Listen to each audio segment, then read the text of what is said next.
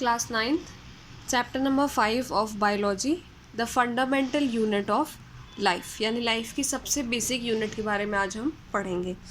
This is the most important chapter of biology which we'll study.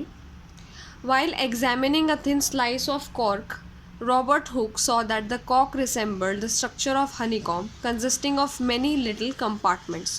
यानी एक cork का पतला सा स्लाइस देखा था जब रॉबर्ट हुक ने, तो उन्हें वो हनी कोम्ब के जैसा दिखाई दिया था. यानी कि एक मधुमक्खी के छत्ता जैसा होता है, उसके अंदर छोटे छोटे कंपार्टमेंट जैसे कमरे बने रहते हैं, उनको वैसा वो उसके अंदर दिखाई दिया था.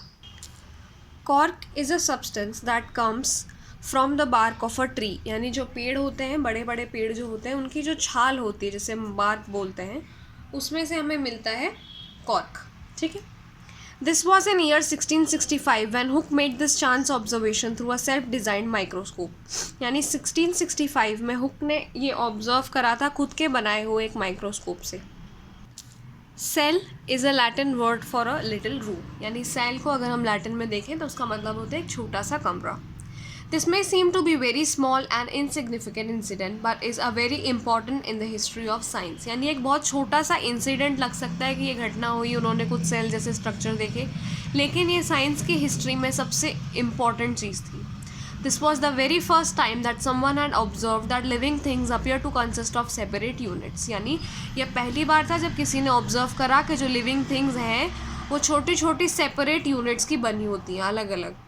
The use of word cell to describe this unit is being used till this day in biology. और आज तक भी हम उन यूनिट्स को बताने के लिए सेल वर्ड का यूज़ करते हैं. Let us find out about cells. तो अब हम सेल के बारे में और जानते हैं. What are living organism made up of? Living organism किससे बने होते हैं? तो ये सबसे पहली एक्टिविटी है. Let us take a small piece from an onion bulb. यानी एक ऑनियन लेके उसका एक छोटा सा टुकड़ा लेना है, और with the help of pair of forceps instrument होता है जो लेबोरेटरी में काम आता है, उससे हम उसकी स्किन को पील कर सकते हैं. जो सबसे ऊपर की लेयर है उसको निकाल लेंगे, वो बहुत पतली होती है, कॉनकेव साइड से निकालेंगे, अंदर की साइड से, और इस लेयर को इमीडिएटली वॉच ग्लास में रखना है जिसमें पानी होगा, जिससे वो पील जो है फोल्डेड नहीं होगी या ड्राई नहीं होगी. अब हमें इस पील के साथ में क्या करना है, जो हमने स्किन निकाली है उसे हमें ग्लास स्लाइड पर लेना है, उस पर पानी डालना है, और फिर उस स्मॉल पीस ऑफ पील को वॉच ग्लास से हमें स्लाइड के ऊपर ट्रांसफ़र करना है. हमें मेक श्योर करना है कि जो पील है वो फ्लैट हो एकदम, और अगर नेसेसरी हो तो पेंट ब्रश से उसे ट्रांसफ़र कर सकते हैं अगर और किसी चीज़ से नहीं हो रहा हो तो. Now we put a drop of saffron solution on this piece covered by cover slip. यानी अब इसके ऊपर हम एक ड्रॉप सैफरन सॉल्यूशन डालेंगे. सैफरन सॉल्यूशन से उसे कलर मिल जाता है क्योंकि ऐसे वो ठीक से दिखाई नहीं देती है, और उसे कवर स्लिप से हम ढक देंगे. Take care, avoid air bubbles while putting the cover slip. Air bubbles नहीं आना चाहिए. अब किसी टीचर की हेल्प से जो भी टेम्पररी हमने माउंट स्लाइड बनाई है उसे हम लो पावर माइक्रोस्कोप या फिर हाई पावर कंपाउंड माइक्रोस्कोप जो भी अवेलेबल हो उसके नीचे देखेंगे. ये माइक्रोस्कोप का डायग्राम दिया हुआ है जिसमें बहुत सारे इसके अलग अलग पार्ट्स बताए हुए हैं. ये कंबाइंड माइक्रोस्कोप है. तो हम क्या ऑब्जर्व करेंगे लेंस से, ये इस तरीके के सेल्स हमें दिखाई देते हैं छोटे छोटे, और उनके बीच में दिखाई देते हैं डॉट्स जो उनके न्यूक्लियस कहलाते हैं. तो हमें देखते हैं सेल्स और nucleus. We can try preparing temporary mounts of peels of onions of different sizes. What do we observe? Do we see similar structures or different structures? यानी हम टेम्पररी माउंट्स बनाते हैं ऑनियन पील्स के साथ में अलग अलग साइजेस के, और देखते हैं कि ये स्ट्रक्चर्स कभी कभी सिमिलर भी होते हैं और कभी कभी डिफरेंट भी होते हैं. What are these structures? यानी ये स्ट्रक्चर्स क्या होते हैं? ये स्ट्रक्चर्स एक दूसरे से सेम दिखते हैं. Together they form a big structure like an onion bulb, और साथ में मिलकर ये पूरा एक ऑनियन को बना सकते हैं. We find from this activity that onion bulbs of different sizes have similar small structures visible under microscope. और इस एक्टिविटी से हमें पता चलता है कि प्याज का साइज़ कुछ भी हो, बड़े वो छोटा प्याज हो या बड़ा प्याज हो, उसके अंदर जो छोटा स्ट्रक्चर है अगर हम उसको माइक्रोस्कोप के नीचे देखेंगे तो सब सेम है. The cells of onion peel with all look the same. यानी जो सेल्स हैं अनियन पील के वो सब सेम दिखाई देंगे regardless of the size of onion. These small structure that we see are the basic building units of the onion bulb. और ये जो छोटे structures हमें दिखाई देते हैं ये onion bulb को बनाने वाले basic building units हैं. और इन्हीं स्ट्रक्चर को हमने बोला है cell. These structures are called cells. Not only onions but all organisms that we observe around are made of cells. यानी सिर्फ प्याज ही नहीं, हम जितने भी ऑर्गेनिज्म देखते हैं, तो अनियन के अलावा भी जितने भी ऑर्गेनिज्म प्रेजेंट हैं, जो भी हम ऑब्जर्व करते हैं, वो सब सेल्स के बने होते हैं.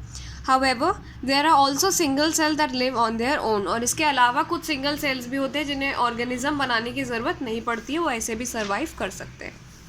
Cells were first discovered by Robert Hooke in 1665. 1665 में रॉबर्ट हुक ने पहली बार डिस्कवरी करी थी सेल्स की. He observed the cells in a cork slice with the help of primitive microscope. जैसा हमने आगे पढ़ा था स्टार्टिंग में कि प्रिमिटिव सबसे पहला माइक्रोस्कोप जो उन्होंने खुद बनाया था, उसके नीचे ही उन्होंने कॉर्क की स्लाइस ऑब्जर्व करी थी. 1674 में Leeuwenhoek with the improved microscope discovered the free living cells in pond water for the first time. फिर उन्होंने और इम्प्रूव्ड माइक्रोस्कोप बनाया और पानी के अंदर रहने वाले फ्री लिविंग सेल्स को दिखाया. It was Robert Brown in 1831 who discovered the nucleus in the cell. और फिर लास्टली 1831 में रॉबर्ट ब्राउन ने सबसे पहले न्यूक्लियस को डिस्कवर करा. Purkinje in 1839 coined the term protoplasm for the fluid substances of the cell. फिर 1839 में पुरकिंजे ने सबसे पहले सेल के अंदर प्रेजेंट फ्लूइड जो मटेरियल था पानी जैसा, उसे प्रोटोप्लाज्म नाम दिया. The cell theory that all the plants and animals are composed of cells and that cells is the basic unit of life. तो जो सेल थ्योरी है जो बताती है कि जितने भी प्लांट्स एंड एनिमल्स हैं वो सेल्स के बने हैं और जो सेल है वो बेसिक यूनिट होता है लाइफ का. उसे दो बायोलॉजिस्ट ने प्रेजेंट करा था सबसे पहले, श्क्लीडन एंड श्वान. इन दोनों ने हमारे सामने सेल थ्योरी रखी थी.